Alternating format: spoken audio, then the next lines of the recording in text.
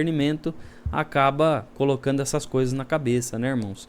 Então, até para a gente ler a Escritura, até para a gente entender a Escritura, a gente precisa sim do discernimento, né, irmãos? E até para buscar a palavra na igreja, irmãos. Até para buscar a palavra na igreja, a gente precisa do discernimento espiritual, né? Porque, irmãos, se nós não tivermos o discernimento espiritual, nós vamos acabar tropeçando até mesmo nas pregações que são feitas, né? Então nós temos que ter o discernimento, temos que saber, né? Eu acho que eu já até falei para os irmãos aqui, né? Eu há muitos anos atrás fui ensinado por um dos irmãos antigos aqui da minha cidade, né?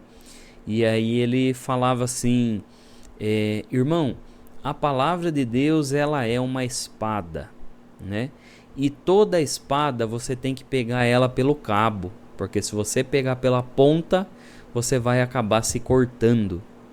E a palavra de Deus ela é assim também, né, irmãos?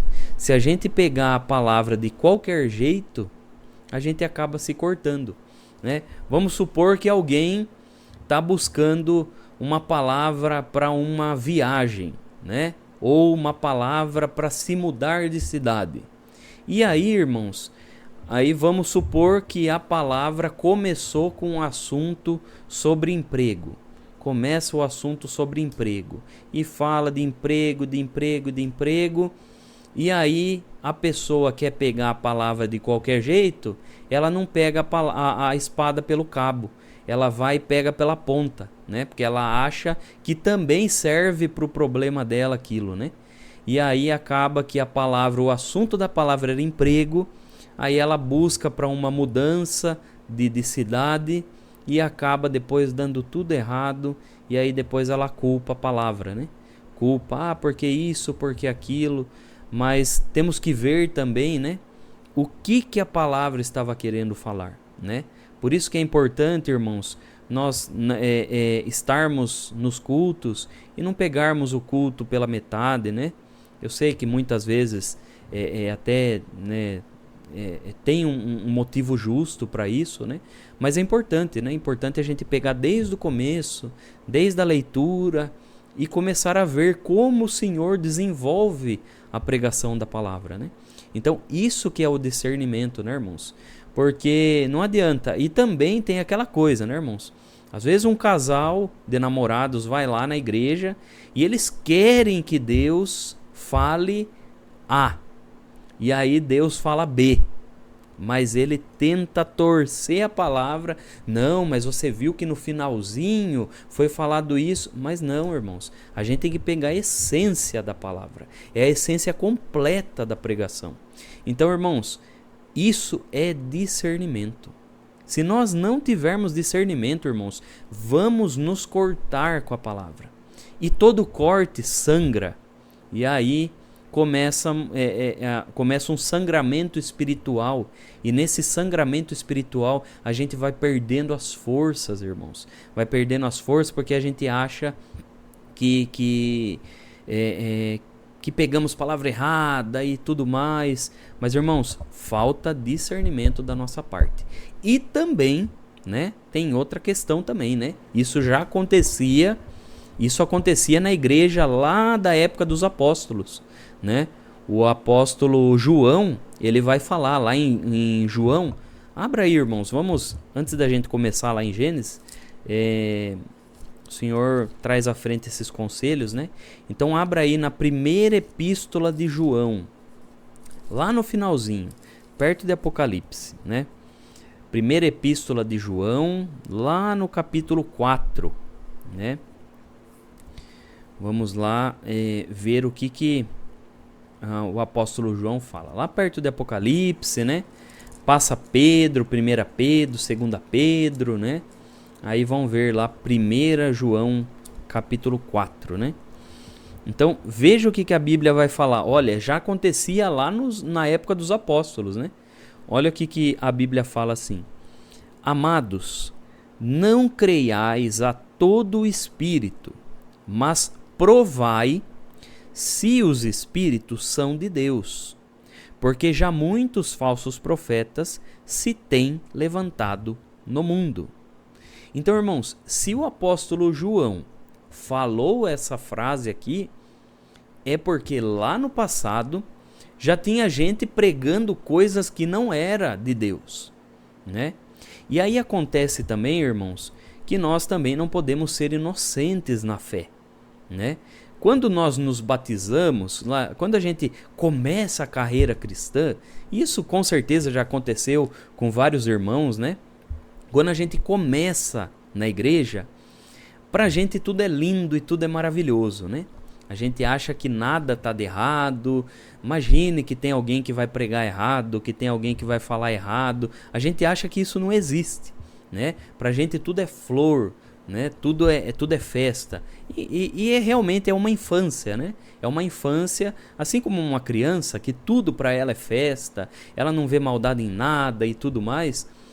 Mas depois que a gente passa para a fase adulta, aí a gente começa a ver, selecionar, a ver pessoas que não falam a verdade, pessoas que acrescentam coisas, né? E na vida espiritual é a mesma coisa, irmãos. Na vida espiritual é a mesma coisa. Nós temos que ser maduros o suficiente para entender que dentro da igreja também vai ter pessoas que talvez não estão tão guiados por Deus, né? Que talvez vão levantar falando algo que não procede de Deus. E aí, o apóstolo João, ele vai orientar isso. Ele vai falar que é para nós tomarmos cuidado, porque nem todo mundo que fala, olha, o Senhor manda te dizer, ou o Senhor manda um recado, ou o Senhor diz isso, o Senhor me revelou, o Senhor me contou, o Senhor me falou. Nem todos esses estão de fatos inspirados por Deus, né? Nem todos, irmãos. Então a gente tem que ter esse discernimento, né? E aí alguém vai poder falar, mas então essa igreja não é verdadeira, essa igreja não está servindo a Deus. Como pode ter alguém que não fala a verdade lá dentro? Irmãos, se lá na igreja de Cristo, né, lá dos apóstolos, já tinha isso, né? Imagine hoje em dia com todas as pessoas, as maldades aí e tudo mais. Mas alguém vai poder perguntar assim, vai falar: irmão, mas por que que Deus permite isso? Por que que Deus permite que aconteça isso dentro da igreja? Por quê? Deus não poderia, né, limpar essas coisas. Deus não poderia fazer algo para que nós pudéssemos não ter esses enganadores ou não ter que ficar discernindo pregações. Irmãos, a Bíblia também responde isso, né? Primeira resposta, né, nós não vamos ler, né, mas os irmãos já conhecem, é a parábola do joio e do trigo, né? Então existe a parábola do joio e do trigo, onde Jesus vai falar que a igreja, ela é como um campo, né? Onde ele semeia as sementes boas, que são as sementes do trigo, mas o adversário, ele vai e semeia também uma semente ruim, que não gera frutos, né? E essa semente ruim se chama joio. O joio, irmãos, o joio é parecidíssimo com o trigo, né? Mas é uma erva daninha que não dá frutos, né? O trigo, quando ela começa a dar trigo, o trigo ele até encurva, de tão pesado que ele fica. O joio não. O joio ele fica em pé, porque não tem fruto, ele não tem peso, né?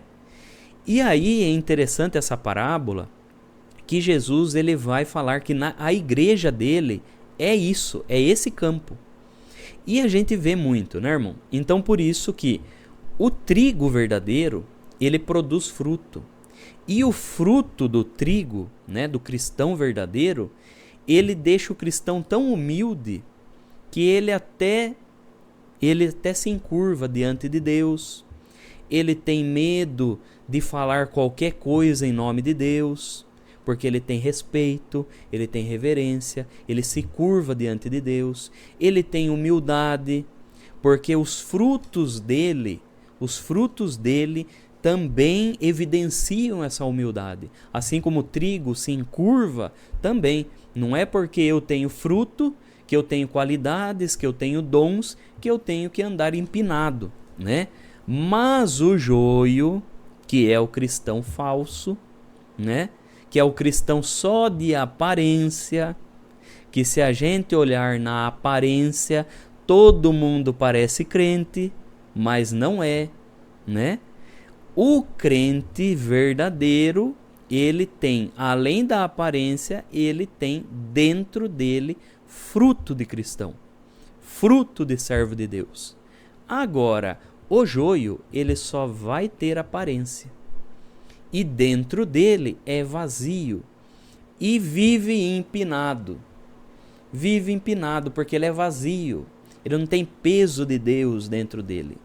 E nesse empinar, ele gosta de olhar e apontar todo mundo. Ele gosta de apontar esse, apontar aquele, porque ele se acha mais santo que todo mundo. Ele se acha melhor do que todo mundo. E ainda não tem a reverência com Deus, porque não consegue ter o respeito, o pingo de respeito com Deus, e começa a falar de Deus como se fosse falar do João e do José das couves da esquina. E não é assim as coisas, né, irmão? As coisas de Deus temos que falar com santidade. Então, para nós falarmos algo para alguém, irmão, olha, Deus me mostrou tal coisa, nós temos que ter esse peso dentro de nós. Irmãos, se alguém pegasse, hoje em dia não tem mais cheque, né? Mas os irmãos conhecem o que é cheque, né? Se alguém pegar um cheque seu e falsificar a assinatura, irmãos, primeiro que quando você ficar sabendo, você não vai gostar nada disso, né? Segundo, que quando forem comparar a assinatura, vai dar divergência e aquele cheque vai voltar, né? A mesma coisa acontece quando um irmão ou uma irmã fala algo que não é por Deus. Se ela falar ou ele falar algo que não é por Deus, esse cheque vai voltar, porque não vai cumprir. E outra, além do mais, vai estar desagradando a Deus, porque está falando em nome de Deus, sendo que não foi Deus que falou, né? Então essa humildade ela é importante. E o Jesus explicou também na parábola do trigo e do joio. O que ele explicou? Ele falou que seria assim até o fim do mundo. Até o fim do mundo seria desse jeito. Por quê? Não éramos nós que iríamos arrancar o joio. Não éramos nós. Quem iria arrancar o joio seriam os anjos. Quando Cristo desse a ordem, os anjos vão separar o trigo do joio e vai colocar o trigo no celeiro para serem arrebatados por Deus e o joio jogado fora para o fogo, né? Então, irmãos, é interessante isso, né? Porque Jesus, ele vai deixar o joio crescer até ele se desenvolver. Então, por isso que às vezes a gente vai ver algumas pessoas se comportando como joio, mas às vezes não é que ela é joio, né? Talvez falta um pouquinho de entendimento, talvez falta um pouquinho de ensinamento, e aí, quando a pessoa se dá conta, ela consegue produzir os frutos. E é por isso que Deus não deixou a encargo nosso para arrancar o joio, porque nós nos enganamos, né, irmãos? Nós não conhecemos por dentro e por fora uma pessoa, mas Deus conhece. E Deus conhecendo, então ele sabe certinho quem é verdadeiro e quem é falso. Mas ainda fica a questão: qual o objetivo disso? Qual o objetivo de acontecer isso dentro da igreja? Vamos ver o que os apóstolos responderam? Abram lá em 1 Coríntios, capítulo 11, né? 1 Coríntios, capítulo 11. Nós vamos ler o versículo 19, tá, irmãos? É importante os irmãos entenderem essas coisas, né? Porque, irmãos, muitos têm se perdido, muitos têm deixado o Senhor de lado, muitos têm caído assim em contos do vigário, né? Vamos dizer assim, e que não é uma realidade, né?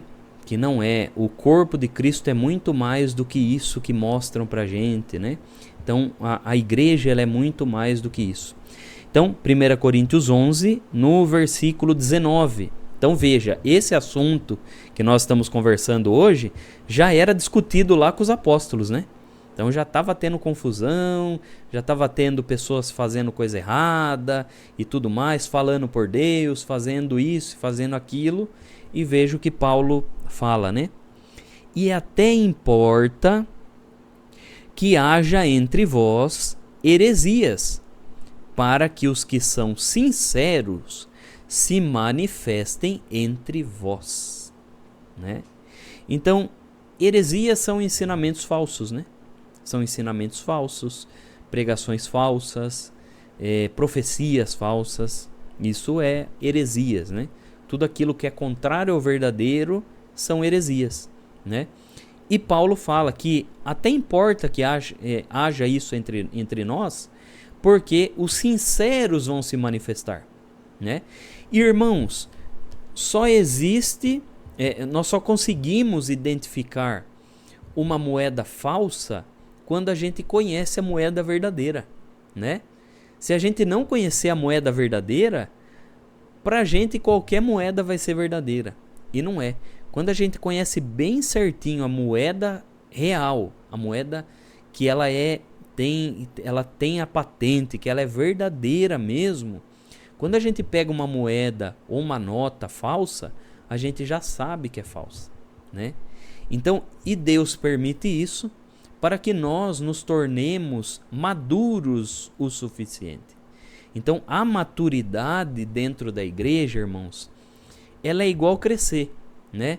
Quando a gente tem filho, às vezes o filho acorda com dor na perna, né? E a gente leva lá no médico, acorda com dor no braço, a gente leva pro ortopedista, o ortopedista fala assim, olha, isso daí é dor de crescimento, né? É dor de crescimento, que os ossos estão se desenvolvendo, então por isso que ele está com essa dor na perna, ele está com essa dor no braço e tudo mais. Então é a dor do crescer, né?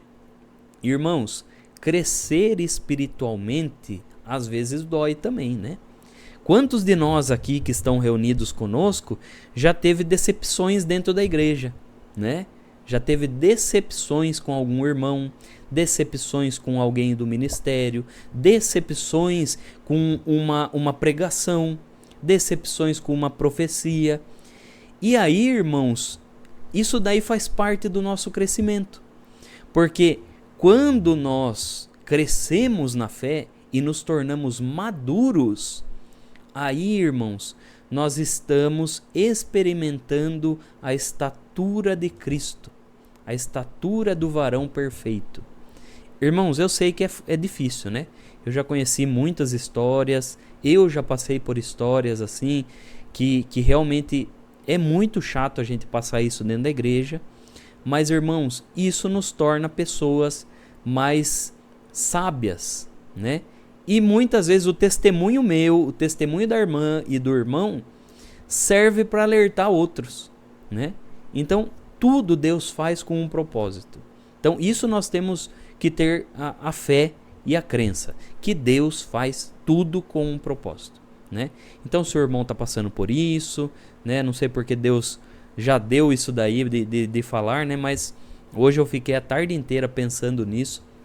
E Deus colocava no meu coração para trazer isso para a Irmandade, né? Esse ensinamento. Então, é chato isso, né, irmãos? É chato a gente passar por essas coisas na igreja, mas entenda, tudo tem um propósito e hoje pode ter certeza que o irmão e a irmã está mais sábio. Não é qualquer eis que te digo que vai fazer você cair, né? Não é qualquer um que chega e fala, irmão, olha, faz isso e faz aquilo, né? Não é qualquer coisa, né? A gente tem que sentir também, né? E outra também, irmãos, outra coisa que Deus me coloca para falar aqui é que assim, Se alguém chega querendo mandar na sua casa, querendo mandar o que você tem que fazer dentro da sua casa, busque de Deus. Porque tá cheio de irmãos e irmãs que querem colocar ordem na casa dos outros, que querem falar o que os outros precisam fazer, sendo que muitas vezes nem foi Deus, né? Então, irmãos, é o que eu falo. Deus, ele pode mostrar sim para um irmão, para uma irmã vir pregar para mim? Pode, lógico. Eu creio nos dons de Deus, eu amo os dons de Deus. Mas também Deus, como disse o apóstolo Paulo, ele testifica no coração do outro e no meu coração. Deus testifica. Porque o Espírito de Deus, ele é o mesmo. Não existe divergência. Não tem como. Deus mostra para o fulano e para mim o Senhor coloca uma rejeição. E aí? O Espírito tem que ser o mesmo, né? Deus não é Deus de confusão. Então, muitas vezes aparecem pessoas falando, faz isso e faz aquilo. E, infelizmente, irmãos, já presenciei muita coisa, né? Pessoas até mandando, vou citar, mas não vou citar aonde, nem nome, nem nada. Mas eu presenciei uma vez uma irmã dessas que se dizia muito usada por Deus, e foi na casa de uma irmã e pediu para ela expulsar o filho, porque o filho era homossexual, né? Então ela falou, imagine, não pode ter essa aberração e tudo mais, é abominação e lança fora da tua casa e tudo mais, né? E aí aconteceu que a mãe acabou, né, fazendo e foi aquela coisa que a pessoa tenta falar que é Deus, né, e fala linguagem, faz isso, sapateia e tudo mais. E acabou que a mãe falou isso, né? E acabou que a mãe fez isso, né? Expulsou o menino de casa. E o menino foi parar lá para São Paulo, né, irmãos? Foi parar lá para São Paulo. Depois deu um trabalho para poder voltar, né? Trabalho, daí estava envolvido com coisa errada. Então, irmãos, é aquilo que a Bíblia fala. Se a gente tiver um entendimento da Bíblia, irmãos, a gente não cai nessas coisas. Porque o que a Bíblia fala? Que acima de tudo é a caridade. Acima de tudo é a caridade. Se algo está fora da caridade, irmãos, pode ter certeza que está fora da guia de Deus. Fora da guia de Deus. Porque o Senhor Jesus, basta a gente ler os evangelhos. Como que o Senhor Jesus fazia? O Senhor Jesus chegava às pessoas que eram todas erradas, o Senhor Jesus recebia. Lógico que ele não concordava com o pecado, mas também não expulsava as pessoas, né? Ele aconselhava, né? Então, o modo que a gente tem que agir é o modo do Senhor Jesus, né? E é isso que nós temos que entender. O modo do Senhor Jesus é o mais importante. Ele é a base da nossa fé, né? Existem outros apóstolos, profetas, patriarcas, existem os exemplos dele, mas o exemplo maior é de Jesus, né? Então todo o funil da fé cristã tem que passar por Cristo, tem que passar por Cristo. Então, irmãos, trouxe isso aí, um conselho para a cara irmandade, né?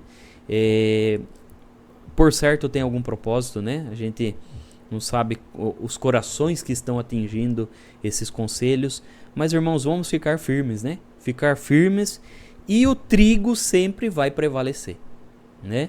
O trigo prevalece.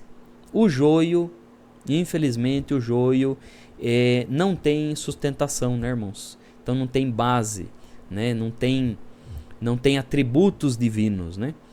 Então o joio pode falar, mas o Senhor não confirma, né? O joio pode até gritar, mas o Senhor não confirma no coração, né? Tá bom, meus irmãos? Vamos lá para o 46 e 47 de Gênesis, né? Vamos lá. Hoje vai ser um pouquinho mais rápido, né, irmãos? Vamos fazer 2 capítulos, tá? Porque o 46 ele tem muito da genealogia, né? Ele tem muita genealogia, nome das famílias e tudo mais. Aí eu vou ler bem rapidinho para os irmãos, tá? E a gente vai fazer o análise aí desse capítulo aí. Tá bom, irmãos? Se alguém já tiver uma pergunta, já vai anotando aí, tá bom, irmãos? Então vamos aí? Capítulo 46 de Gênesis, né? Então começa assim. E partiu Israel com tudo quanto tinha, e veio a Berseba, e ofereceu sacrifícios ao Deus de seu pai Isaque. E falou Deus a Israel em visões de noite, e disse: Jacó, Jacó. E ele disse: Eis-me aqui. E disse: Eu sou Deus, o Deus de teu pai. Não temas descer ao Egito, porque eu te farei ali uma grande nação. E descerei contigo ao Egito, e certamente te farei tornar a subir. E José porá a sua mão sobre os teus olhos. Então levantou-se Jacó de Berseba, e os filhos de Israel levaram o seu pai Jacó e seus meninos e suas mulheres nos carros de Faraó, enviara para o levar. E tomaram o seu gado e a sua fazenda que tinha adquirido na terra de Canaã, e vieram ao Egito, Jacó e toda a sua semente com ele. Os seus filhos e os filhos de seus filhos com ele, e as suas filhas, e as filhas dos seus filhos, e toda a sua semente levou consigo ao Egito. E esses são os nomes dos filhos de Israel, que vieram ao Egito: Jacó e seus filhos, Ruben, o primogênito de Jacó. E os filhos de Ruben, Enoque, Palu, e Esrom e Carmi. E os filhos de Simeão, Gemuel, Jamim, e Oade, e Jaquim, e Zoar, e Saul, filho de uma mulher cananeia.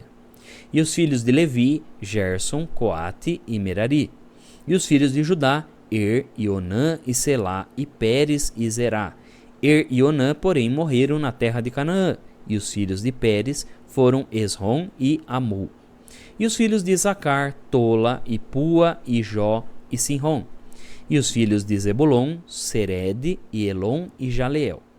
E esses são os filhos de Leia, que deu a Jacó em Padarã com Diná, sua filha. Todas as almas de seus filhos e de suas filhas foram 33. E os filhos de Gade, Zifion, e Agi, Suni, Esbom, Eri, Arodi e Eli. E os filhos de Azer, Inna, Isvá, Isvi, e Beria e Será, irmã deles. E os filhos de Beria, Eber e Malquiel. E os seus filhos, são os filhos de Zilpa, o qual Labão deu a sua filha Leia, e que deu a Jacó estas 16 almas. Os filhos de Raquel, mulher de Jacó, José e Benjamim. E nasceram a José na terra do Egito, Manassés e Efraim, que lhe deu a Zenate, filha de Potífera, sacerdote de On. E os filhos de Benjamim, Bela, Bequer, Yasbel, Gera e Naamã, Ei, Ros, Mupim, e Rupim e Arde. Esses são os filhos de Raquel que nasceram a Jacó, ao todo 14 almas. E os filhos de Dan, Uzim. E os filhos de Naphtali, Jazeel e Guni, e Gezer e Silém. Esses são os filhos de Bilha, o qual Labão deu a sua filha Raquel, e que deu esses a Jacó. Todas as almas foram 7.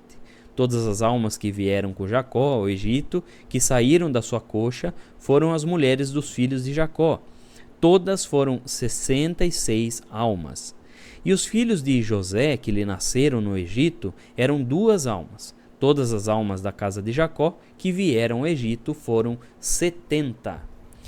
Aí, irmãos, estão aí esses nomes, né? Conforme eu sempre falo para os irmãos, se alguém quiser escolher um nome para um filho aqui, ó, tá cheio de nome lindo aqui, né? Cheio de nome lindo, mas tem muito nome complicado aqui, né, irmãos? Então, vimos aqui, até aqui, depois a gente lê o restante, tá? Então nós vemos que Jacó e toda a sua família, então eles vão para o Egito, né? E veja que Jacó, ele sai de lá da terra e para em Berseba, né? Aqui fala que ele para em Berseba e oferece um sacrifício, né? Um sacrifício de agradecimento ao Senhor. Junto com esse sacrifício, sempre, o que eles faziam? Eles consultavam a vontade de Deus, né? Então é como se fosse um culto, né? Lá daquela época. Então, toda vez que eles faziam um sacrifício, era como um culto. Então, eles cultuavam, cantavam a Deus, oravam a Deus e faziam ali um culto a Deus, oferecendo um animal em forma de gratidão a Deus, né? Então eles faziam dessa forma.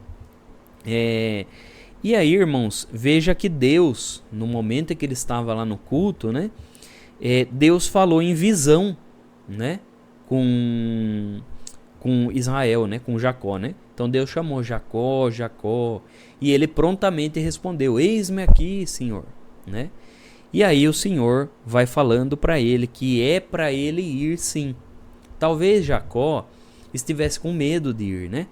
Estivesse com medo de talvez José estivesse sendo enganado pelos egípcios, né? Talvez Jacó ficou com medo de Jacó estar sendo iludido pelos egípcios e ele chegar lá e ainda a família toda sofrer lá no Egito, né? Então ele foi pedir discernimento para o Senhor, foi pedir uma resposta para o Senhor, e o Senhor prontamente falou a resposta para ele, né? E aí o Senhor falou: não, pode descer que eu vou te abençoar lá, mas você vai voltar para cá, né?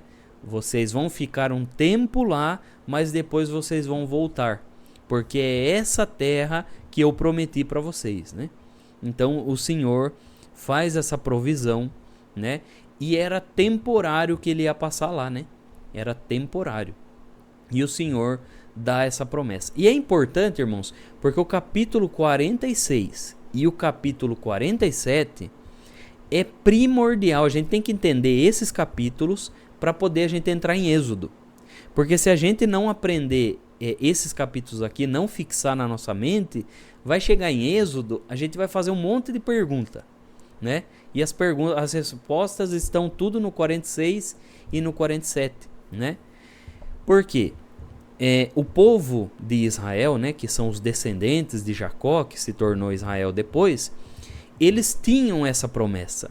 Era a promessa de que eles iriam voltar um dia para a terra de Canaã, né?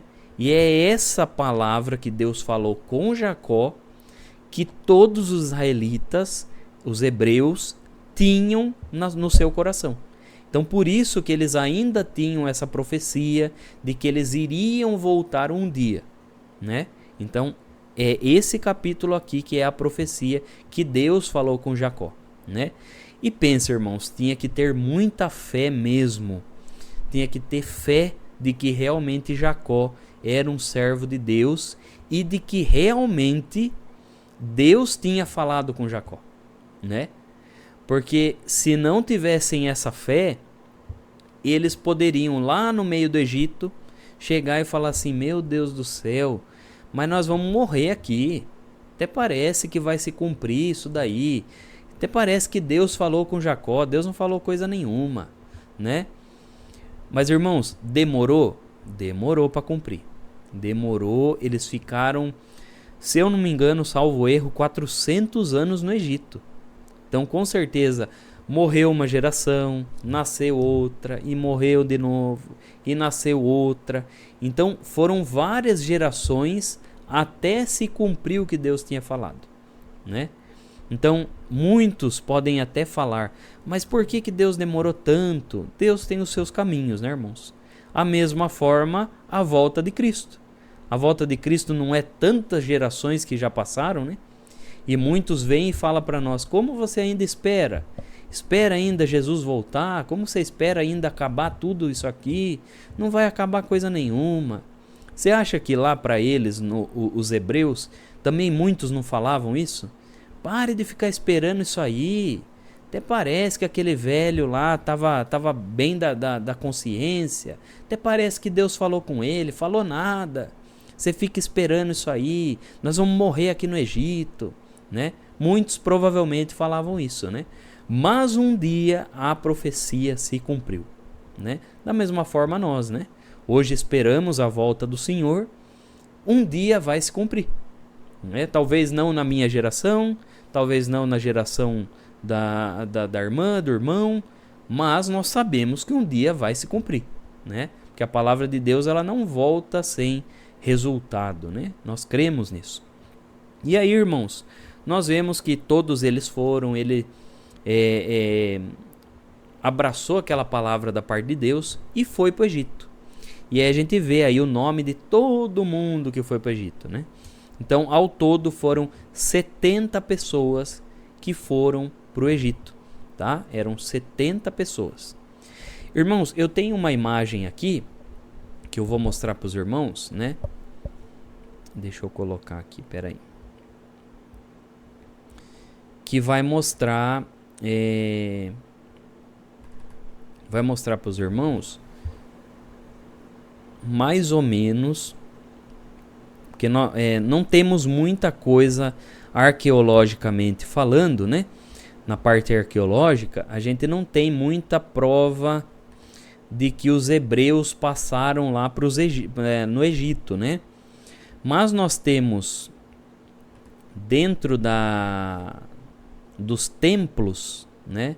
Dos templos egípcios, nós temos umas imagens. Olha, não sei se os irmãos estão conseguindo ver aí, né?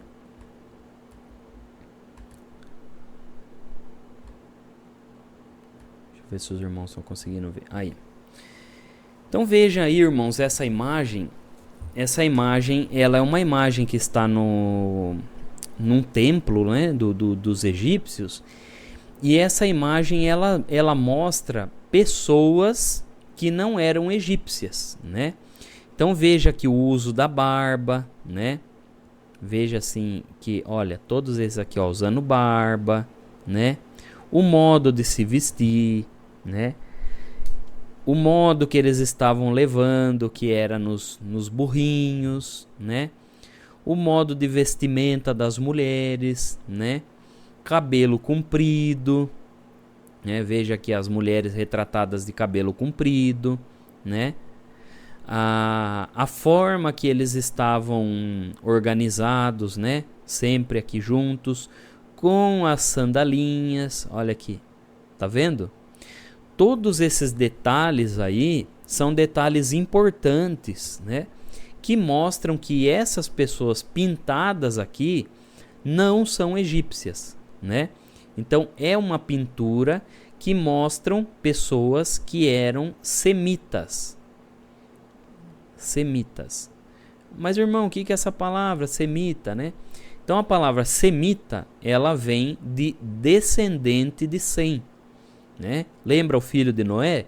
Era Sem, Cão e Jafé, né? Então Sem era um dos filhos de Noé, que deu origem aos hebreus, né? Então deu origem aos hebreus, da onde descendeu ali os hebreus, os filhos de Israel ali, né? Todos os filhos de Jacó eram descendentes e eram semitas. Então essa pintura aqui é interessante porque ela mostra a chegada de pessoas que não eram egípcias, mas que foram recebidas no Egito, foram recebidas de bom grado, né? Então veja que tem aqui um egípcio, né? Esse aqui. Então temos um egípcio guiando eles, né? Então está guiando eles para entrarem e morarem no Egito, né? Então não sabemos se essa imagem ela está falando sobre essa parte da Bíblia que nós lemos, né? Mas é muita coincidência, né, irmãos? É muita coincidência mesmo, né? Porque realmente José mandou os empregados egípcios, né? E alguns oficiais egípcios acompanhar a família dele para entrar lá, né? Na terra do Egito, né? E é geralmente dessa forma que eles se vestiam naquela época, né? Eles se vestiam dessa forma. Até os instrumentos de caça aqui são instrumentos que só os hebreus usavam, né? E os egípcios raramente usavam esse tipo de coisa. E os animais também, animais que os hebreus levaram bastante, né? Levaram e foram conduzidos para o Egito, né? Então essa daqui é uma foto bem interessante, né? Bem interessante mesmo, que vai mostrar, talvez, né? Muito provavelmente seja esse relato da Bíblia que a gente acabou lendo, né? Que os egípcios pintaram lá em homenagem, né, para uma questão de recordação, né? Deixa eu ver se eu tenho outra imagem aqui, irmãos. Eu acho importante a gente mostrar para os irmãos, né? Porque não é algo que ficou só na Bíblia, né? Ó, aqui tem outra imagem, irmãos. É uma imagem também lá do Egito, né? Aí já é entalhado na pedra.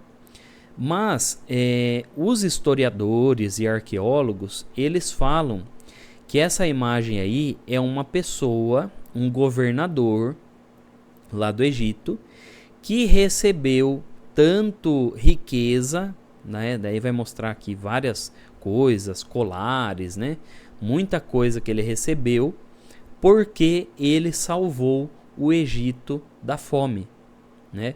Então essa imagem aqui, e lá tem os escritos egípcios, né? Os hieróglifos, tem lá que marca que essa imagem significa que era um governador, alguém muito grande no Egito, que recebeu muito ouro, recebeu muitas honrarias, né? Muitas aclamações, porque tinha salvado o Egito da fome, né? E as pessoas iam até ele agradecer por isso, né? Pode ser que essa imagem aqui provavelmente esteja querendo se referir a José, né? Ao que tudo indica, não temos como saber 100% de certeza, mas é algo interessante, né, irmãos? A gente vê que a Bíblia fala uma coisa e a gente vai pesquisar lá, a gente encontra alguma coisa na arqueologia, né? Deixa eu ver se eu tenho mais um aqui. Aqui é essa foto, né? Essa foto que eu mostrei para os irmãos anteriormente, né? Aqui foi feito uma reconstrução, né? Ver que tá mais colorido, né? Ver que eles fizeram o desenho certinho. Mas originalmente, quando a gente vai lá na parede mesmo lá, ela é dessa forma, né? Até um pouco apagada, né? Devido ao tempo, mas ela é dessa forma. E veja que aqui embaixo também tem mais egípcios acompanhando, né, essas pessoas aqui. Pena que tá bem apagado, né? Bem apagado, e tem uma outra parte que daí já foi deteriorada com o tempo, né? Então não dá pra gente ter mais detalhes, né? Talvez no futuro, né, a gente encontre mais coisas, né?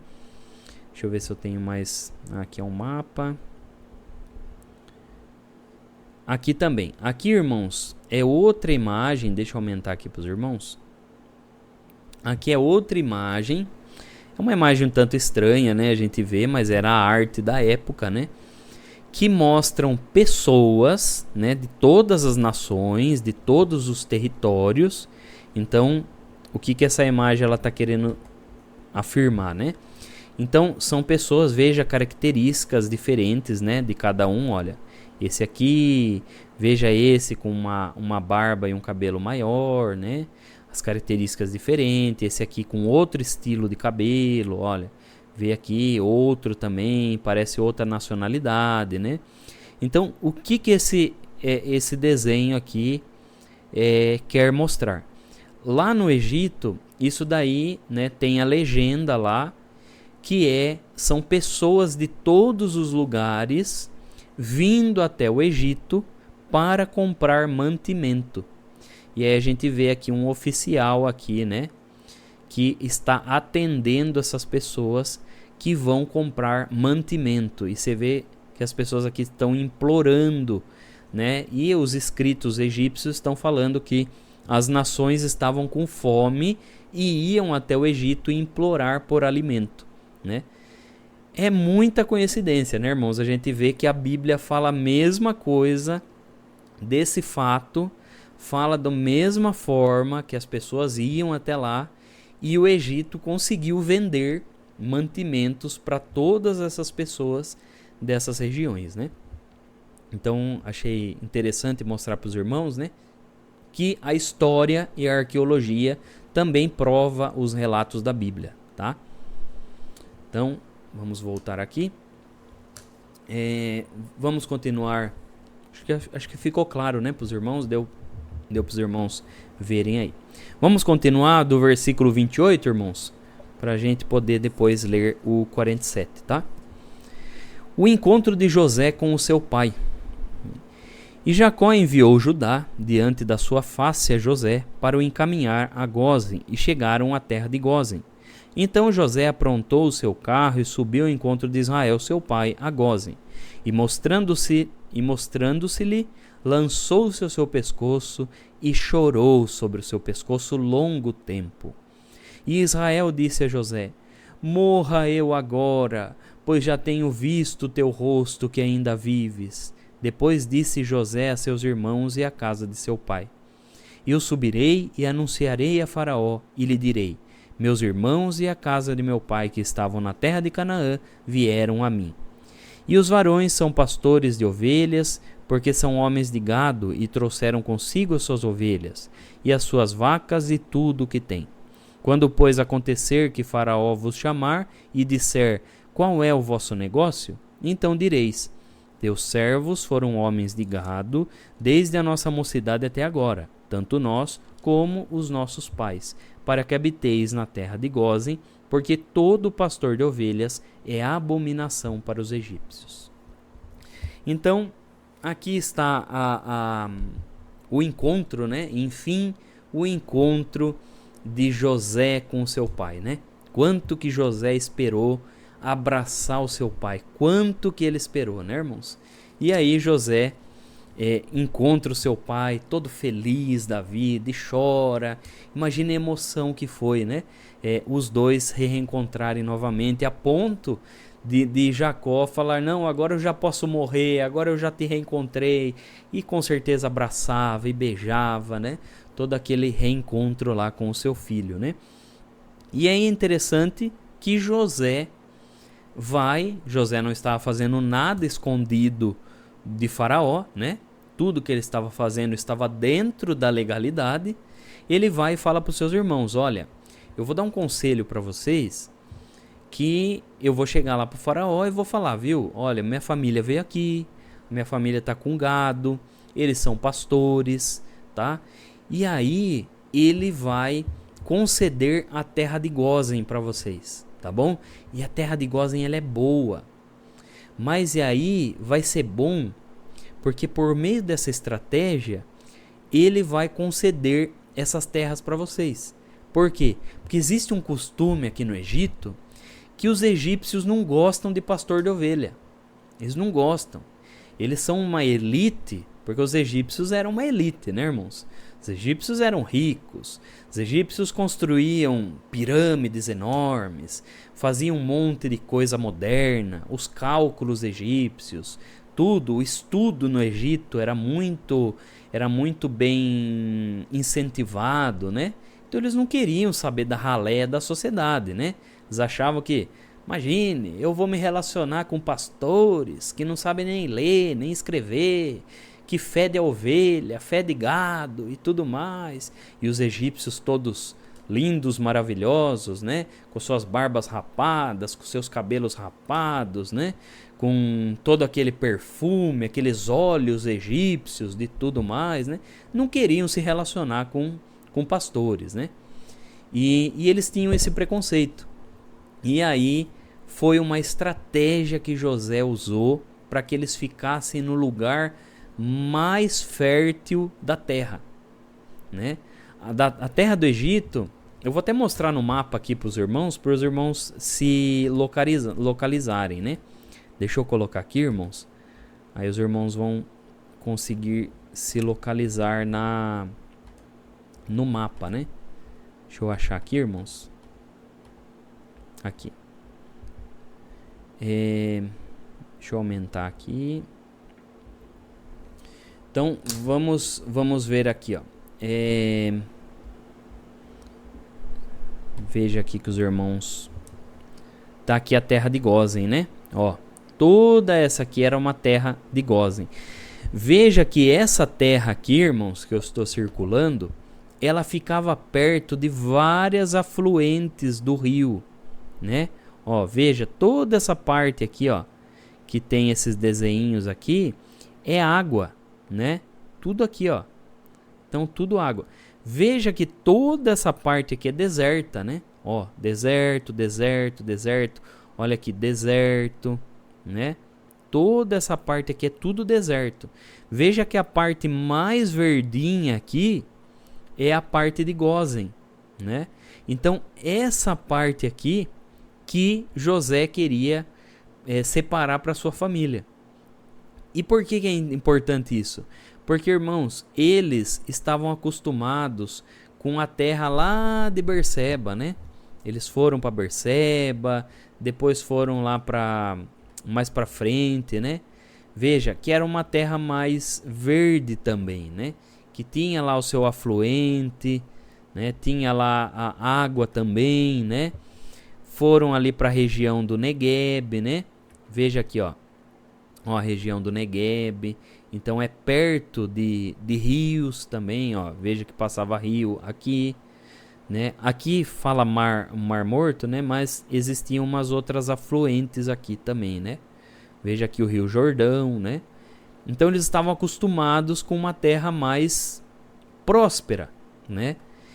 E o pasto, ele só nasce em terra que tem água, né?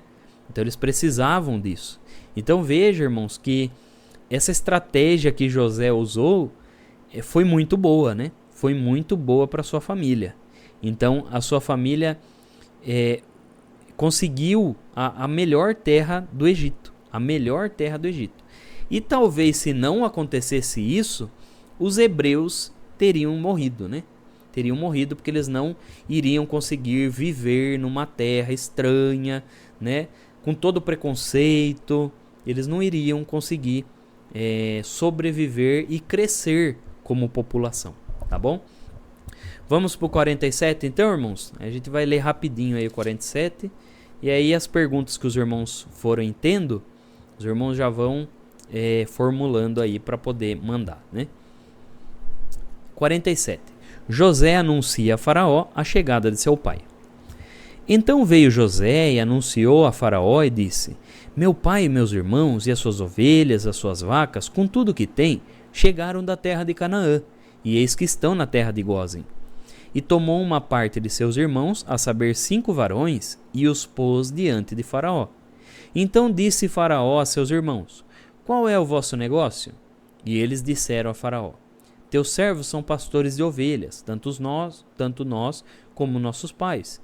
Disseram mais a Faraó: Viemos para peregrinar nesta terra, porque não há pasto para as ovelhas de teus servos, porquanto a fome é grave na terra de Canaã. Agora, pois, rogamos-te que teus servos habitem na terra de Gósen. Então falou Faraó a José, dizendo: Teu pai e teus irmãos vieram a ti. A terra do Egito está diante da tua face. No melhor da terra faze habitar o teu pai e teus irmãos. Habitem na terra de Gósen, e se sabes que entre eles há homens valentes, os porá por maiorais do gado sobre o que eu tenho. E trouxe José a Jacó seu pai, e o pôs diante de Faraó. E Jacó abençoou a Faraó. E Faraó disse a Jacó: Quantos são os dias dos anos da tua vida? E Jacó disse a Faraó: Os dias dos anos das minhas peregrinações são 130 anos. Poucos e maus foram os dias dos anos da minha vida, e não chegaram aos dias dos anos da vida de meus pais, nos dias das suas peregrinações. E Jacó abençoou a Faraó e saiu de diante da face de Faraó. E José fez habitar a seu pai e seus irmãos, e deu-lhes possessão na terra do Egito, no melhor da terra, na terra de Ramsés, como Faraó ordenara. E José sustentou de pão a seu pai e a seus irmãos, e a toda a casa de seu pai, segundo as suas famílias. Veja aí, irmãos, né, que Jacó fez a estratégia, né? Deu certo a estratégia. Faraó foi suscetível, Faraó foi bem, foi de bom grado, né? Deu as terras lá, não pode. Eles foram bem recepcionados, né, irmãos? Foram bem recepcionados por Faraó, né? Logicamente, nessa época, esse Faraó, ele era um Faraó mais, vamos dizer, mais bonzinho, né? Depois a gente vai ver lá no Êxodo, faraós com o poder que subiu na cabeça, né? É a época que o Egito estava a todo vapor, a época que o Egito virou uma potência mundial, né? Aí a gente vai ver um faraó já mais arrogante, um faraó que não quer nem saber das coisas, né? Infelizmente o poder faz isso com as pessoas, né, irmãos? Infelizmente, né? E veja que Jacó chega e ainda abençoa, né, a Faraó. E isso ensina uma coisa para nós, né, irmãos? Quando nós estamos diante de uma autoridade, né, diante de alguém assim, que pode nos beneficiar, a gente tem que ser grato, né? Tem que ser grato, a gente tem que abençoar esses também, orar por esses, né? Muitas vezes a gente tem às vezes uma causa na justiça, alguma coisa, pedir que o Senhor abençoe, né? Os grandes lá, né? Os juízes, né? Promotores e tudo mais, que o Senhor abençoe eles também, né? Porque por meio disso nós mostramos que nós somos servos de Deus, né? Nós queremos o bem de todos, ainda mais o bem daqueles que vão fazer algum bem para nós, né? Vão nos beneficiar de alguma forma. A gente tem que pedir que o Senhor abençoe a eles, né? Porque o Senhor se agrada disso, né? Aquele que faz um bem para um servo de Deus, o Senhor se agrada, né? Porque somos filhos de Deus e Deus nos ama. Deus nos ama e Deus usa pessoas, às vezes que nem são da nossa fé, para nos beneficiar também, né? Então nós temos que orar por esses também. Tá, irmãos? Vamos finalizar esse capítulo e daí ir para as perguntas, tá bom? Vamos lá. Como José comprou toda a terra do Egito para Faraó? E não havia pão em toda a terra, porque a fome era muito grande, de maneira que a terra do Egito e a terra de Canaã desfaleciam por causa da fome. Então José recolheu todo o dinheiro que se achou na terra do Egito e na terra de Canaã, pelo trigo que compravam, e José trouxe o dinheiro à casa de Faraó. Acabando-se, pois, o dinheiro da terra do Egito e na terra de Canaã, vieram todos os egípcios a José, dizendo: Dá-nos pão, porque morreremos em tua presença, porquanto o dinheiro nos falta. E José disse: Dai a vosso gado, e eu vô-lo darei por vosso gado, se falta o dinheiro. Então trouxeram o seu gado a José, e José deu-lhes pão em troca de cavalos, e das ovelhas, e das vacas, e dos jumentos, e os sustentou de pão aquele ano por todo o seu gado. E acabado aquele ano, vieram a ele no segundo ano e disseram-lhe: Não ocultaremos ao meu senhor que o dinheiro é acabado, e o meu senhor possui os animais, e nenhuma outra coisa nos ficou diante da face do meu senhor, senão o nosso corpo e a nossa terra. Porque morreremos diante dos teus olhos, tanto nós como a nossa terra? Compra-nos a nós a nossa terra, porque pão e nós e a nossa terra... irmãos. Compra-nos a nós e a nossa terra por pão, e nós e a nossa terra seremos servos de Faraó. E dá semente para que vivamos e não morramos, e a terra não se desole. Assim José comprou toda a terra do Egito para Faraó, porque os egípcios venderam cada um o seu campo, porquanto a fome era extrema sobre eles, e a terra ficou sendo de Faraó. E quanto ao povo, fê-lo passar as cidades, desde uma extremidade da terra do Egito até a outra extremidade. Somente a terra dos sacerdotes não a comprou, porquanto os sacerdotes tinham porção de Faraó, e eles comiam a sua porção que Faraó lhes tinha dado. Por isso não venderam a sua terra. Então disse José ao povo: Eis que hoje vos tenho comprado a vós e a vossa terra para Faraó, e eis aí tendes semente para vós, para que semeeis a terra. Há de ser, porém, que das colheitas dareis o quinto a Faraó, e as 4 partes serão vossas para a semente do campo e para o vosso mantimento, e dos que estão nas vossas casas, e para que comam vossos meninos. E disseram: A vida nos tem dado, achemos a graça nos olhos do meu senhor, e seremos servos de Faraó. José, pois pôs isto por estatuto até o dia de hoje, sobre a terra do Egito, que Faraó tirasse o quinto. Só a terra dos sacerdotes não ficou sendo de Faraó. Assim habitou Israel na terra do Egito, na terra de Gósen, e nela tomaram possessão, e frutificaram e multiplicaram-se muito. E Jacó viveu na terra do Egito 17 anos, de sorte que os dias de Jacó, os anos da sua vida, foram 147 anos. Chegando-se, pois, o tempo da morte de Israel, chamou José, seu filho, e disse-lhes: Se agora tenho achado graça aos teus olhos, rogo-te que ponhas a tua mão debaixo da minha coxa e usa comigo de beneficência e verdade. Rogo-te que não me enterres no Egito, mas que eu jaza com os meus pais. Por isso me levarás do Egito e me sepultarás na sepultura deles. E ele disse: Farei conforme a tua palavra. E disse ele: Jura-me. E ele jurou-lhe, e Israel inclinou-se sobre a cabeceira da cama. Então, é aqui o capítulo 47, né, irmãos? Olha a estratégia de José. José, ele instituiu o imposto, né, irmãos? Ele instituiu um imposto. Mais ou menos foi isso que aconteceu. Por quê?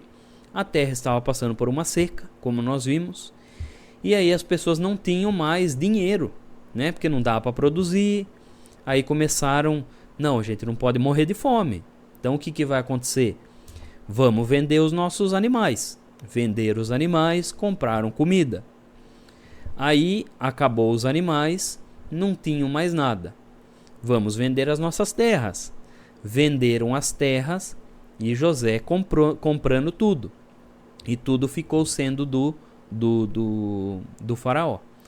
É interessante, sabe aquele mapa que eu mostrei para os irmãos, né? Eu vou colocar de novo para explicar uma coisa para os irmãos, porque às vezes a gente não tem essa dimensão, né?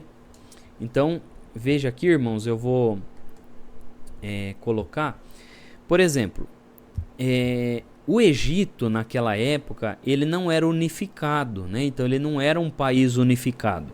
Então existia várias, vamos dizer, como se fossem vários estados, né? Só para a gente exemplificar, né? Então várias pessoas que eram donas das terras, né? Então cada um era dona dessa terra. E dentro dessas terras existia outras divisões, né? Então tinha outras divisões que era por famílias, né? Então quer dizer, Faraó, ele dominava em quem aceitava o domínio dele, né? Porque ele não era dono de todas as terras. Então tinham pessoas que não aceitavam o domínio de Faraó, né? Só que nisso que acabou, né?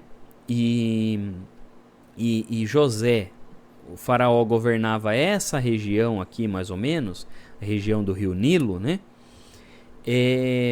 Faraó, ele conseguiu adquirir outras partes, né, do Egito, para poder unificar e se tornar um país só, uma nação só.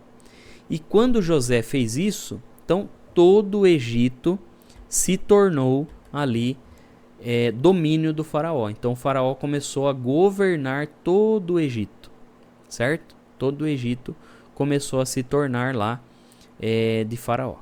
E é interessante, irmãos, a gente entender que isso foi importante até pro Império Egípcio, né? Se José não tivesse feito isso, o Império Egípcio ele não seria grande como ele foi, né? Porque ele seria dividido. E todo reino dividido não subsiste, né? Não consegue ficar em pé. E isso foi importante. Então, quando José fez isso. E aí, irmãos, José fez, né? As pessoas começaram a vender. Quando venderam a terra, José permitiu, falou: não, tudo bem, mas vocês fiquem morando lá.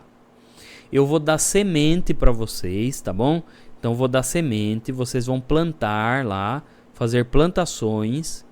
Vão ficar com 4 partes, né? Então, 4 partes vocês vão ficar para vocês. Vocês podem fazer o que quiser, consumir, vender, fazer o que quiserem.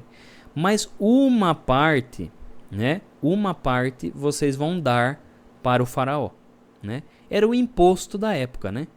Então, 20% da colheita Então 20% da colheita era do faraó, né? Então o resto, os outros 80% eram da pessoa, né? Então a pessoa poder fazer o que quiser, né? É como se fosse um imposto hoje em dia, né? Então 20% dava para o governo e 80% podia usufruir. Então foi a forma de alavancar o governo do Egito, né? José ajudou nessa parte e também foi bom porque ninguém morreu de fome, todo mundo plantou, conseguiu manter ali as terras, né? E foi dessa forma que foi feito. José fez e o Egito se tornou unificado, tá? Por isso que é importante, porque daí quando chega lá no Êxodo, a gente vê lá um império egípcio já rico, né? A gente começa a pensar, mas como que eles ficaram ricos, né? O que aconteceu? Foi dessa forma aí que eles começaram. José foi muito importante para a nação egípcia, né? Infelizmente os egípcios eles não preservaram isso, né, irmãos? Até porque José era um hebreu. Então, lógico que os egípcios queriam apagar isso daí da história, né? Porque não queria que um hebreu, imagine que um hebreu que deu essa condição pro Egito, né? Eles não queriam fazer isso. Tá bom, irmãos? Então nós finalizamos aqui o capítulo 46 e 47, né? Os irmãos têm alguma pergunta, alguma dúvida a respeito dessas coisas aí? Alguma coisa que não ficou clara? Pode, não precisa... Tá me ouvindo? Tô ouvindo, irmã. Perfeitamente. Tá, deixa eu te perguntar uma coisa, irmão. É uma dúvida que tenho. E hoje, quando o irmão expôs, eu achei super importante, né? Que o nosso espírito, né, recebe, tem que bater com aquilo, né? Sim. Agora eu te pergunto, existe, e como eu não sei, né? Mas existe, por exemplo, a pessoa na palavra que às vezes ela se empolga e começa a profetizar essas coisas. Mas na palavra, na hora da palavra. Aí eu te pergunto, existe? Se existe, o que acontece com aquela pessoa com que recebeu, que selou com amém na hora, né? O que acontece? Eu lembro na minha mocidade, eu acho que era minha mocidade, que na época era nosso saudoso irmão Madeu, que era ancião. E veio um irmão de fora, levantou com a palavra, né? E foi uma palavra assim, tipo profética, sabe? De Jesus, essas coisas. E o irmão Amadeu, ele interrompeu, né? Ele falou assim que não, que isso não provém da parte de Deus. Até hoje, é que ele já morreu, senão a gente dava para tirar dúvida, né? Mas até hoje eu fico assim pensando, mas como? Palavra vem, mas não é o Espírito Santo que está pregando? Se como que eu faço, né? Assim, é lógico, tem que estar na comunhão, né? Tem que estar na comunhão para saber as coisas. Mas eu acho difícil, irmão. Acho difícil. Assim, relacionar com essa parte, sabe? Sim. Porque a gente foi ensinado desde pequena que é o Espírito Santo, né? E que se por alguma coisa houve de errado, por amor àquela outra alma, o Senhor, ele acaba concedendo, né?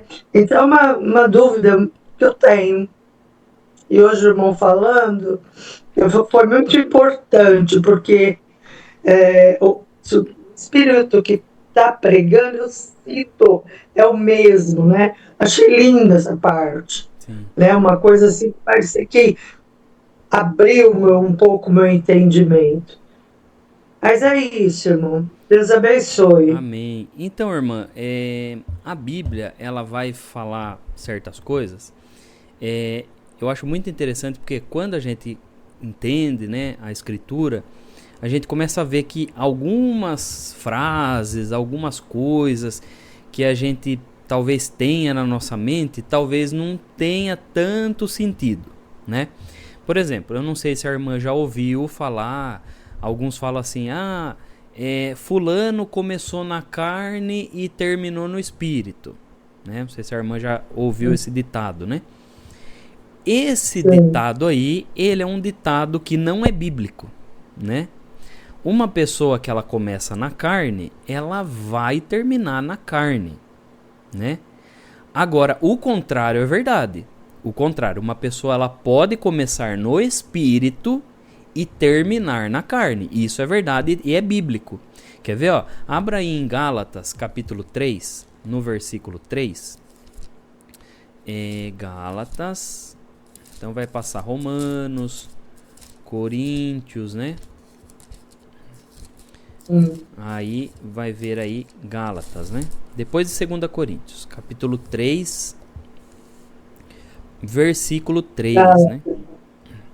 Aí fala assim: sois vós tão insensatos que tendes começado pelo Espírito, acabeis agora pela carne?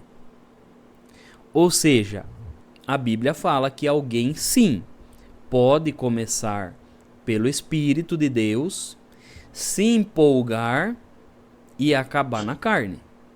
E isso é uma realidade. Isso acontece, né? E aí entra o discernimento nosso, né? O discernimento. Agora, outra coisa também que muito tem se difundido é isso.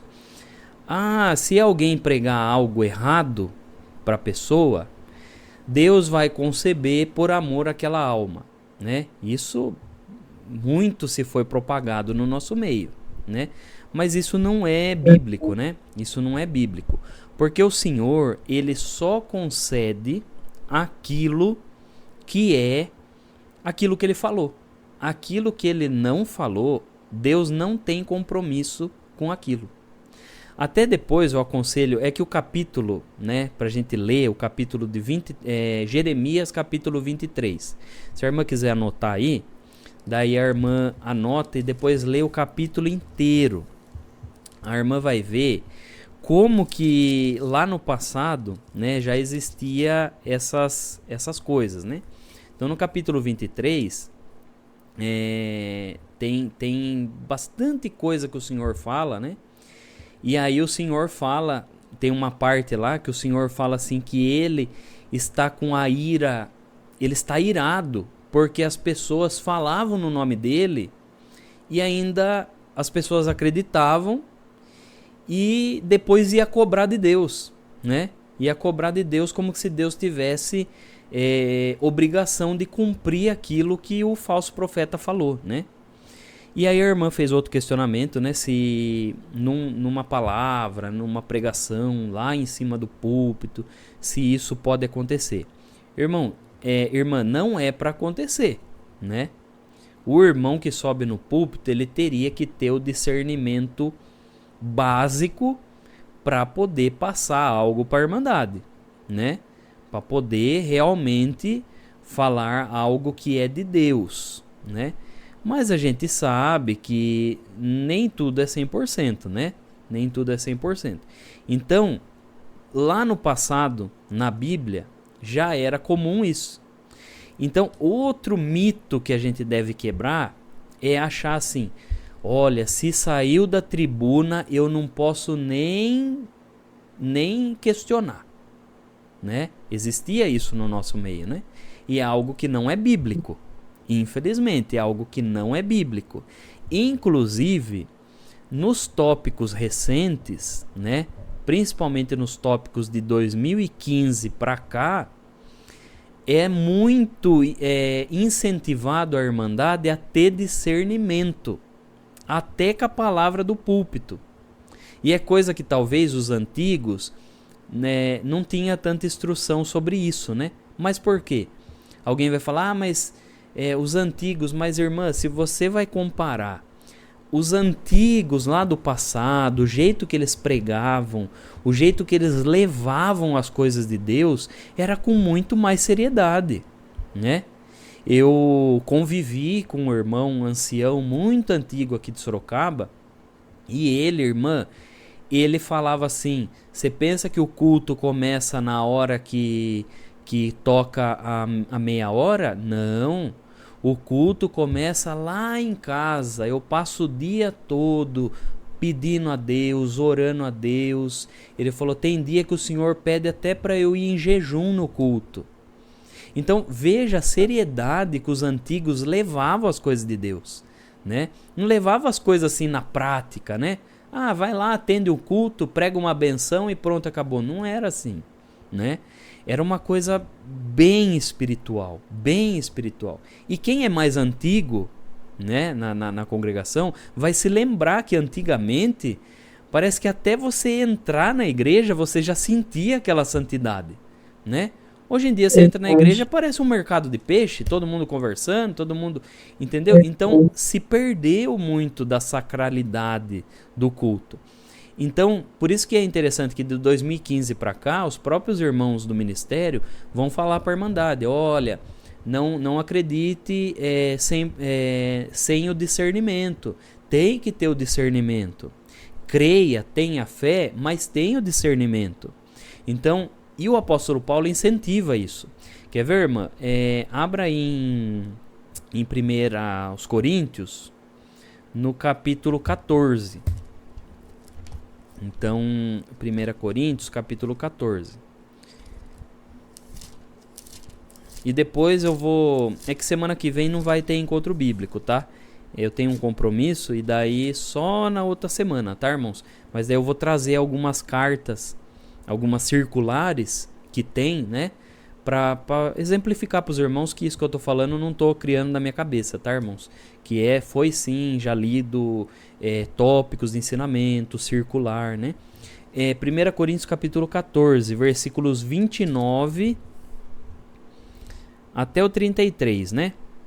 Olha o que diz assim: e falem 2 ou 3 profetas, e os outros julguem. Mas se há outro que estiver assentado for revelado alguma coisa, cale-se o primeiro. Só um parênteses aqui, né? Para os irmãos, para explicar para os irmãos. Por isso que lá no púlpito tem 2 cadeiras, tá? Não é nada que a turma fala assim: ah, tem 2 cadeiras porque é Pai, Filho e Espírito Santo. Não é isso. O fundamento de ter 2 cadeiras no púlpito é esse texto aqui, tá, irmãos? É esse texto aqui. Porque pode ter até 3 pregações, né, de palavra. Antigamente, na época do irmão Franciscon, existia. Tinha culto que terminava lá 10 horas, 10 e meia, né? Dentro do histórico da obra, a gente vai ver muito disso. Existia. Daí, um pregava, daí o outro levantava, o outro estava sentado lá, levantava, aí o irmão que estava pregando sentava na primeira cadeira. Aí, quando tinha a terceira palavra revelada, o outro sentava na outra cadeira, né? E a hora que terminava e finalizava o culto ali, né? Então, é por isso que tem lá essas 2 cadeiras, né? Que bom. Então, só um adendo para explicar para a Irmandade, Bom tá bom? saber. Nunca ouvi. Então, vamos continuar lendo, né? Mas se a outro que estiver assentado for revelado alguma coisa, cale-se o primeiro. Porque todos podereis profetizar uns depois dos outros, para que todos aprendam e todos sejam consolados. E o espírito dos profetas estão sujeitos aos profetas, porque Deus não é Deus de confusão, senão de paz, como em todas as igrejas dos santos. Então, a Bíblia ela vai falar bem clara.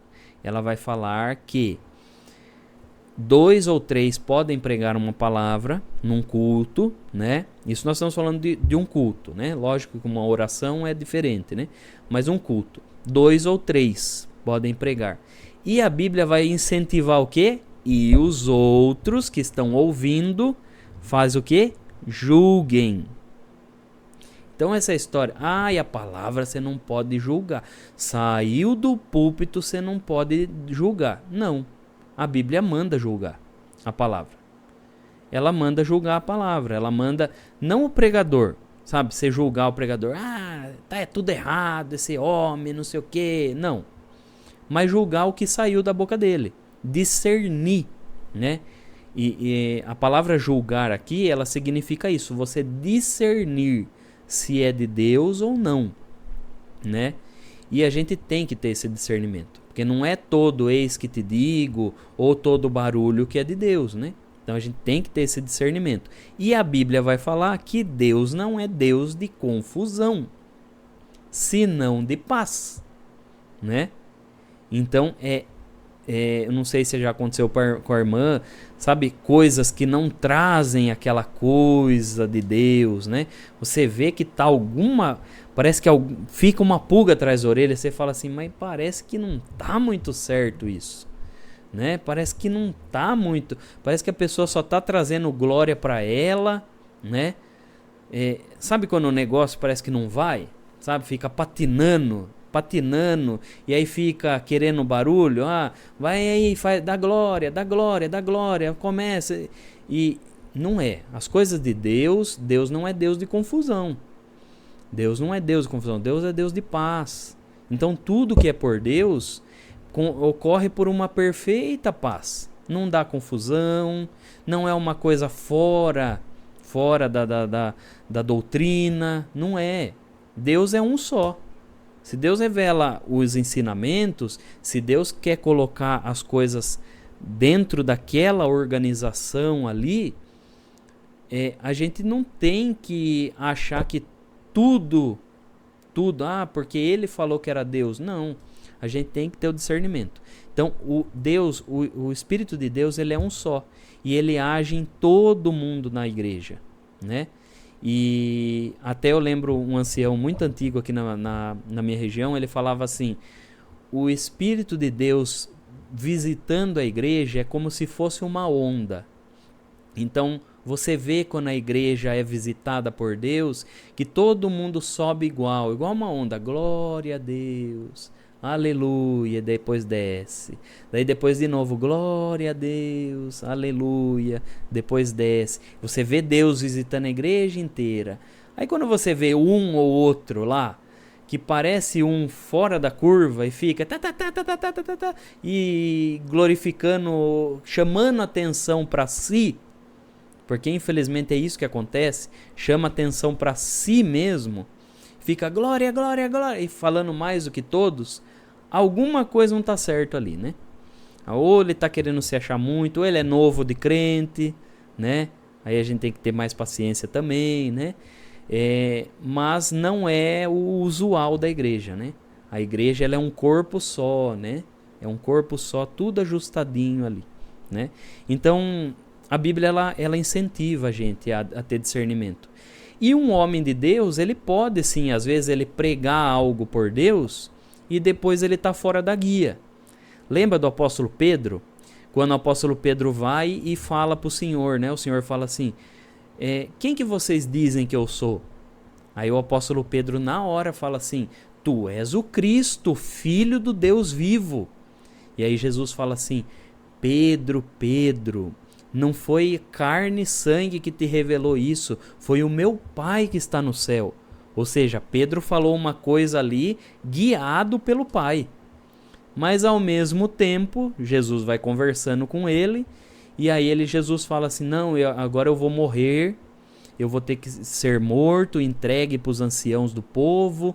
E aí Pedro na hora fala sem a guia. O que ele fala? Não, Senhor, não, tenha dó de ti mesmo, não faça isso não. E aí o que Jesus fala para Pedro? Para trás de mim, Satanás, tu és para mim pedra de escândalo, né? Não fala assim? Ou seja, o Senhor na hora corrige Pedro e chama Pedro de Satanás. Ou seja, ao mesmo tempo Pedro foi guiado por Deus e confessou a fé em Cristo, mas ao mesmo tempo também ele foi guiado pelo Satanás, né?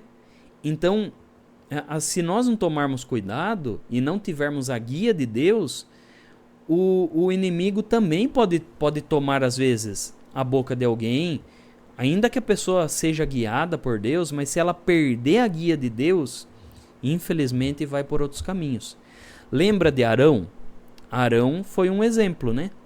Arão, era um sumo sacerdote de Deus. Sumo sacerdote. É ele que presidia os cultos. Mas quando ele perdeu a guia de Deus e foi pelo povo, o que ele fez?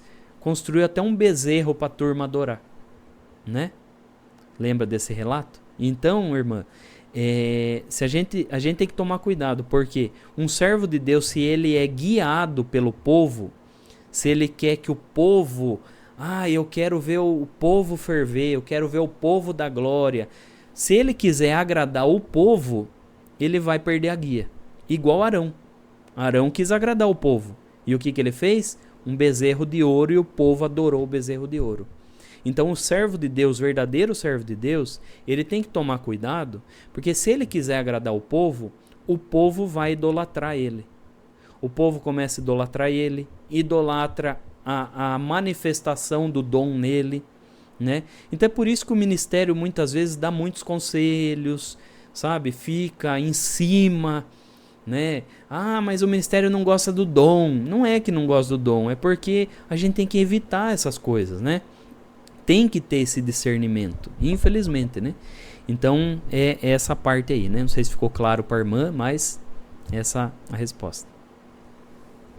Amém. Louvado seja. O Márcio queria fazer uma pergunta também, irmão. Vamos ver se ele consegue aqui. O Márcio, por favor, querida. Amém. Deus abençoe. Deus abençoe, irmão Renan. Amém.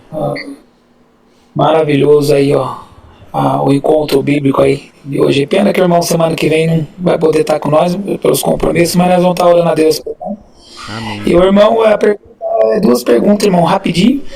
As pinturas feitas lá sobre vários povos que foram ao Egito, né? Tá tudo marcado também. Irmão, as pinturas, você acha que os faraós depois, eles quiseram apagar algumas pinturas por José ser hebreu? Não tinha pintura de José sendo hebreu, da história, trajetória, ou os egípcios tentaram apagar, como hoje em dia muitos, joio no meio do trigo, tentam apagar as obras, né, irmão, que os trigos fazem, né, ou não queira nem ouvir, né? Desse modo, essa é a pergunta, irmão. E a segunda pergunta, irmão, é sobre aí, o irmão não acha que deveria ter, como diz, examinar as escrituras, né? Que nelas contém a vida eterna, o Senhor Jesus disse em João, e no Antigo Testamento também, em Oséias, escrito, o povo perece por falta de conhecimento. Né, irmão? Você não acha que devia ter mais aconselhamento, estudo bíblico, na graça, do que buscar a palavra e menos profetadas, né? Porque a profecia, irmão, explicou aí certinho, né? Não desprezei as profecias, né? O profeta é sujeito às profecias. Essas duas perguntas, então, ou o irmão acha, como alguns, que não devemos buscar coisas altas, né? Nem entendimento, e ficar nos rudimentos. Essas duas perguntas, então, irmão, sobre a pintura, né? Lá do José, e sobre essa parte do entendimento e discernimento bíblico. Deus abençoe, irmão Renan. Amém, irmão Márcio. Deus abençoe. Olha, respondendo a primeira pergunta do irmão, eu acredito que sim, irmãos. Realmente se tentou apagar muita coisa, né? Principalmente quando mudou-se, né, de uma dinastia para outra dos egípcios, né? Então, o governo egípcio ele é separado por dinastia, né? Então, quando se mudava uma dinastia, ela tentava apagar os feitos da outra dinastia. E ainda mais que nesse período de José, a dinastia que estava tomando conta, ela era oriunda dos Ixos, né? Então, depois, se o irmão quiser pesquisar, né? sobre os Ixos. Os Ixos eram pessoas que não eram nativos do Egito, né? Não eram nativos do Egito, mas chegaram lá, peregrinos, e começaram a governar aquela região, né? E aí, quando as pessoas que nasciam no Egito cresceram, né? Outra geração, e aí eram nativos do Egito, eles queriam apagar essa história, né? É mais ou menos o que aconteceu aqui no Brasil, né? Quando os portugueses vieram, e aí nós hoje não queremos que Portugal dê pitaco aqui no Brasil, né? Então era mais ou menos o que acontecia na época, né? E aí eles tentaram apagar. Inclusive existem registros de pinturas feitas em cima das pinturas antigas, né? Para poder ter um apagão aí dessas histórias passadas, né? Então, devido a passar muitos e muitos anos, talvez por isso que a gente não tem muita prova do que aconteceu lá na época de José, né? Agora, a segunda pergunta, irmão, eu acho sim que a igreja ela deve sim manter mais aconselhamento, né? Manter mais ensinamentos, porque tem muitas pessoas que às vezes se batizam e começam a congregar junto conosco e não sabem às vezes o básico da nossa fé, né? E aí por isso que muitas vezes trazem costumes estranhos, né? De outras denominações, de outras crenças, trazem costumes estranhos e não é a base nossa, né? Então a gente vê que tem costumes que eu particularmente, às vezes eu vejo certas pessoas fazendo certas coisas, eu falo assim, meu Deus do céu, mas eu nunca aprendi isso, né? Não é nosso costume fazer esse tipo de coisa, né? Mas é por causa disso. Então, eu particularmente acredito que a igreja deve sim se aplicar nessa parte. Mas, irmão, infelizmente, nós, na congregação, a gente tem um déficit muito grande de pessoas que ensinem, né? Infelizmente, por quê? Porque a gente foi ensinado desde o começo, e isso é uma coisa social, né? Isso é uma coisa social. A gente foi ensinado desde o começo a ficar na simplicidade, e a congregação ela começou sim com os mais simples, começou em colônia italiana, né? E isso já é uma sociologia, né? A gente a estudar isso. Começou em colônia italiana, os italianos eles eram discriminados, os italianos muitas vezes nem estudar eles estudavam, né? Na época do Getúlio Vargas ainda que os italianos foram mais segregados, né? Então muitos não podiam fazer cursos e tudo mais, então geralmente os que iam para o ministério eram pessoas às vezes até analfabetas, não sabiam ler, não sabiam escrever, decorava ali meia dúzia de textos. E quem é mais antigo vai se lembrar, por exemplo, de cooperadores que pediam para as pessoas lerem a palavra para ele, porque ele mesmo às vezes não sabia ler, né? Então, a gente foi forjado nisso, né, irmãos? E agora que nós estamos numa cultura onde a maioria sabe ler, a maioria sabe escrever, mas esses pequenininhos ainda, eles ainda estão junto conosco. Esses mais simples ainda estão. Então, para se mudar uma cultura dentro da igreja, leva anos, irmão. Então, e se vamos supor, o Brás instituir agora, a partir de agora, uma vez na semana, vai ter ensinamento bíblico para a Irmandade. Infelizmente, vai ter uma resistência por parte dos antigos. Vai ter uma resistência. Pense no espaço infantil, espaço bíblico infantil. Teve uma resistência enorme. Eu não sei na região dos irmãos, mas na região aqui, no interior, tinha muitos que falavam, lá, já está copiando as seitas, tá copiando. Então existe esse pensamento atrasado ainda, irmãos. Principalmente os mais antigos. Quando teve o culto no YouTube, meu Deus do céu, aqui tinha muitos que falavam horrores. Imagine, até parece ter culto no YouTube, eu não faço parte dessas coisas, não sei o quê.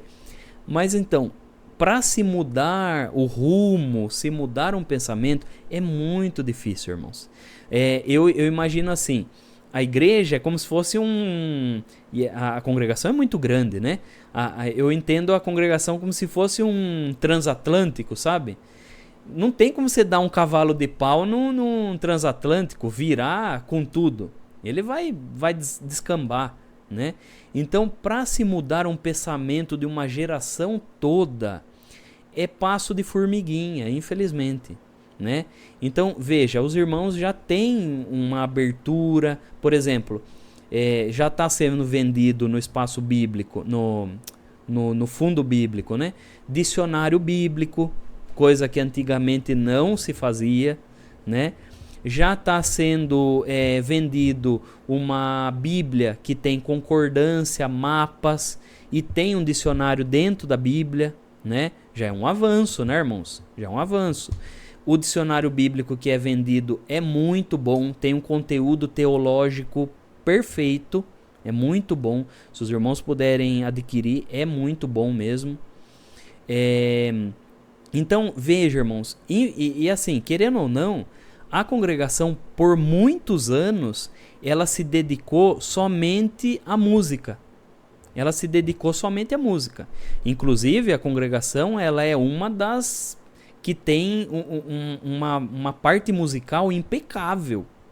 A parte musical na congregação é muito bem trabalhada, né? Mas agora que os irmãos estão focando na parte conteúdo bíblico. E eu arrisco dizer, irmãos, se a congregação ela tivesse dedicado na Bíblia da mesma forma que ela se dedicou na música, irmãos, a congregação seria a melhor igreja do Brasil e do mundo. De verdade. Porque a gente perdeu muito, né? Perdeu muito de não querer. E aí tinha aquela cultura também, irmãos, que não era só na congregação, mas era na Assembleia, na Deus é Amor, na Brasil para Cristo, em várias igrejas que tinha aquele costume o quê? Não, a letra mata. A letra mata. A letra mata. Não quero saber, não. Não quero saber de entender a Bíblia porque a letra mata. Eu quero subir vazio no púlpito. Era assim esse costume. Mas era um entendimento atrasado, irmãos. Um entendimento atrasado. Hoje em dia, né, já tem vários tópicos ensinando, mas infelizmente a gente vê que a maioria da Irmandade não está nem aí para tópico, porque quando o irmão começa a ler, os irmãos levantam e vai para o banheiro e não está nem aí, né? Então, querendo ou não, é um passo de formiguinha. Eu acho que deveria ser ensinado mais a Irmandade, né? Deveria ser colocado mais em pauta as coisas da Bíblia, né? Sim, mas a gente vê que uma geração está surgindo que gosta de falar das coisas de Deus, né? E querendo ou não, todas as coisas elas vão se modificando, mas não tem como modificar de uma hora para outra, porque muitos no nosso meio é capaz de desfalecer da fé, né? E a gente tem que ter cuidado nisso também, né, irmãos? Porque imagine, um idoso, você mexer com a fé de um idoso, muitas vezes ele vai esmorecer, né? Então tudo tem que ser feito com cuidado, com carinho, tem que pensar nesse, pensar naquele, né? É mais ou menos o que os apóstolos fizeram, né? Lembra que Paulo vai falar, né? Paulo vai falar assim, olha, se fizer tropeçar um desses pequenos, eu prefiro não comer carne, eu prefiro isso. Então, às vezes a gente tem que ter bem um discernimento e ter um cuidado para essa parte, né? Por exemplo, aqui, quando eu vou dar um ensinamento, eu procuro não usar termos teológicos, termos técnicos, termos isso e aquilo, porque eu sei que a maioria da Irmandade não vai entender, né? Então, a gente tem que fazer isso, né? E talvez, vamos supor, se colocar um irmão, talvez lá na igreja, nem toda região talvez vai ter um irmão para explicar bem a Bíblia. Então tem isso daí, é tudo uma questão administrativa também, irmãos. A gente tem que ver isso daí, né? Mas eu creio que a congregação está caminhando para isso, né? A gente vê os tópicos, a gente vê as assembleias, né? As reuniões